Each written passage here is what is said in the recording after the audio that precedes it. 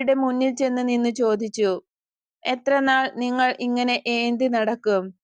ആദ്യം ഒരു കാലിൽ പിന്നെ മറ്റേ കാലിൽ. കർത്താവാണ് ദൈവമെങ്കിൽ അവനെ അനുഗമിക്കുക, ബാലാണ് ദൈവമെങ്കിൽ അവനെ അനുഗമിക്കുക. അവർ ഒന്നും മറുപടി പറഞ്ഞില്ല. എലീശ അപ്പോൾ പറഞ്ഞു, ഞാൻ മാത്രം.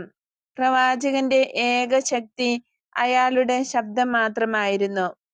കർത്താവേ, ഉത്തരമരുളണമേ, എനിക്കുത്തരമരുളണമേ. നീയാണ് കർത്താവായ ദൈവമെന്ന് ഈ ജനം അറിയേണ്ടതിന് നീ എനിക്ക് ഉത്തരമരുളണമേ. ഇവരുടെ ഹൃദയങ്ങളെ നീ വീണ്ടെടുക്കണമേ. അപ്പോൾ ദൈവത്തിന്റെ അഗ്നി വീണ് ദഹനബലിയെ മുഴുവൻ വിഴുങ്ങി. ഉത്തരം ഊഹിച്ചു പറഞ്ഞുകൊള്ളൂ. ജെയിംസ് ചിന്തിച്ചു. തലയും താഴ്ത്തി നടക്കുന്നു. ഈശോ അവനെ നോക്കി പുഞ്ചിരി തൂകുന്നു. ഏതാനും മീറ്റർ ദൂരം നടന്നു കഴിഞ്ഞപ്പോൾ ജെയിംസ് ചോദിക്കുന്നു, ഇത് എലീശായെ കുറിച്ച്